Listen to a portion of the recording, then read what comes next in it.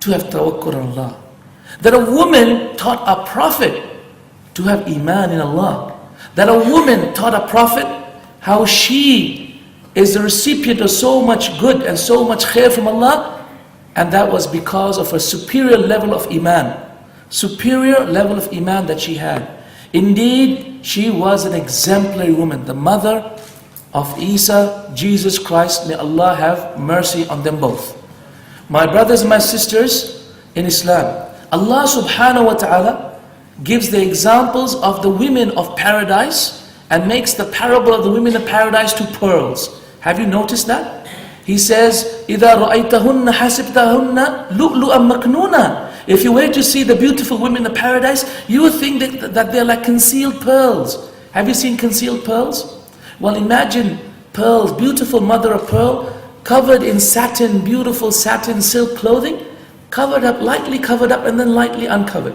Beautiful covered up pearls. That's what Allah subhanahu wa ta'ala describes women of Jannah as. I can see our brother smiling like happiness. Akhi, you're lighting up the room. MashaAllah.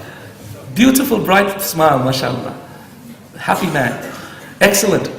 Now this is important. You know why it's important? Why? Have you thought of why does God give the example of the women of paradise to that of pearls? Have you thought of that?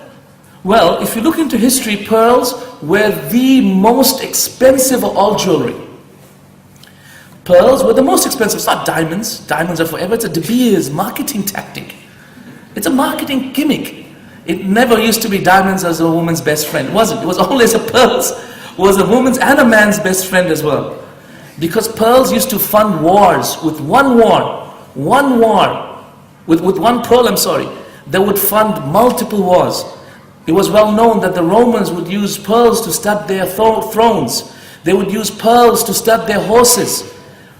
With a single pearl, they would fund multiple battles into Germania. Multiple battles for years and years they would fight with just one pearl. And also in that infamous banquet which was thrown by Cleopatra. Have you ever read about that? The banquet, the most expensive banquet in history. What was the most expensive banquet in history? The most expensive banquet in history, you can read it up in, what's that again? Please believe it or not. No, it's not actually.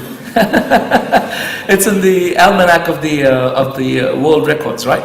You can read it in that. It says the world's most expensive banquet was the banquet of Cleopatra for Mark Antony when Mark Antony wanted to invade Egypt.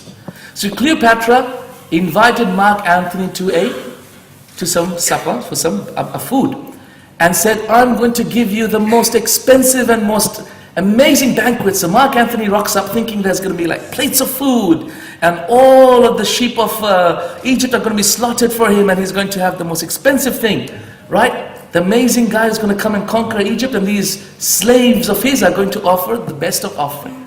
So what did Cleopatra do? As soon as Mark Antony walked into her palace, Cleopatra said, no food, nothing, there's nothing there except a goblet of wine. Goblet of wine.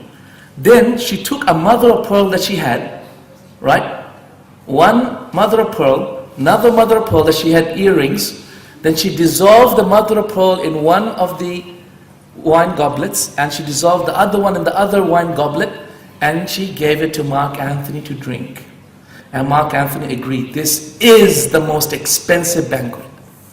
So you see, pearls was the most expensive thing, the most precious thing. Any man would die and kill for a pearl.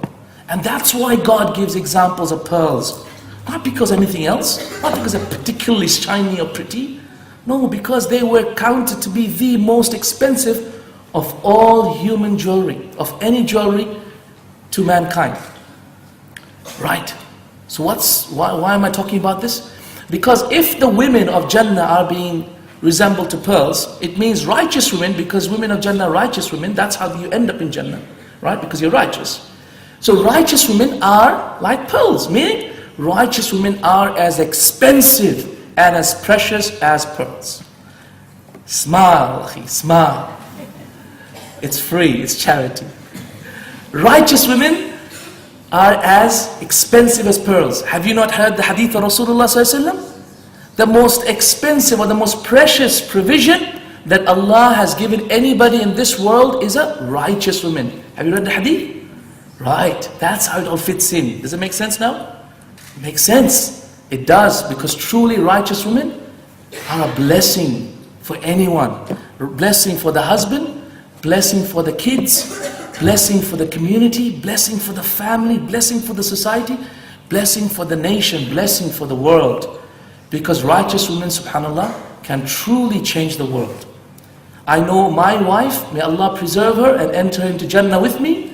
But Allah, if she could not do and did not do, or refused to do, politely, what she does for me by looking after my children and facilitating me to do the da'wah work that I do, and I travel almost 75% of my weekends, right, away from home. If she did not do so, subhanAllah, I would not be able to do what I'm doing now. Pure and simple. It is for this reason why Rasulullah sallallahu alaihi wasallam said, the wife of a mujahid has the reward of a mujahid. Amazing, isn't it? Why should a wife miss out? What, just the man is going to get the reward just because he's fighting? No. He was able to fight and die in the cause of Allah because his wife was patient and looking after his affairs. If his wife wasn't doing so, would his mind be able to do so, sacrifice himself for Allah's cause? Not at all. It is for this reason why the